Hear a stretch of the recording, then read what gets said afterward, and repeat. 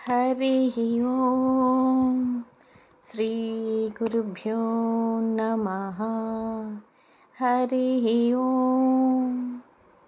వాక్య విభూతి అనే శీర్షికలో భగవాన్ శ్రీ సత్య సాయిబాబా వారి ఉపదేశం తెలుసుకుందాం. ఆత్మ నివేదన. ప్రేమాత్మ స్వరూపులారా, మీరు భక్తి మార్గంలో పయనిస్తూ భగవంతునికి రకరకాలైన ప్రసాదాలు పెడుతున్నామని మురిసిపోతున్నారు. మీరు పెట్టే ప్రసాదాలన్నీ భగవంతుని సృష్టిలోనివే.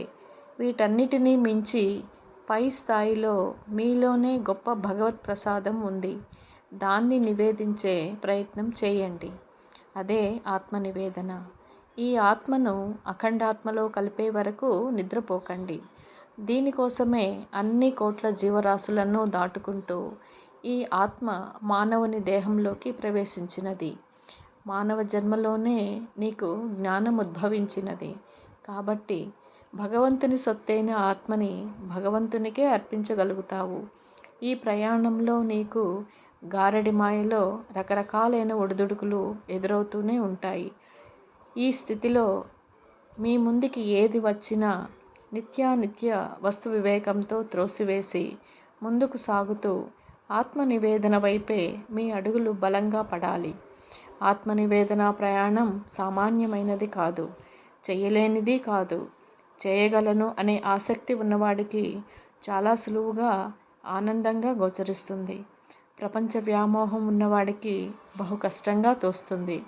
ఇది సులభతరం కావాలంటే ముందు మీరు భగవంతునికి సర్వస్వ శరణాగతి చెయ్యండి. అప్పుడు భగవంతుడే మీకు సులువైన మార్గాలు చూపిస్తూ మిమ్మల్ని తన భుజాలకెత్తుకుని ఆవలి ఒడ్డుకు చేర్చగలుగుతాడు.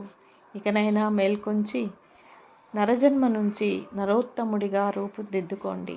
భగవంతునికి ఆత్మనివేదన చేస్తూ ఆనందంగా జీవించండి. తదాస్తు తదాస్తు తదాస్తు. హరి ఓం. శ్రీ గురుభ్యో నమః. హరి ఓం. ఓం శ్రీ సాయిరామ్.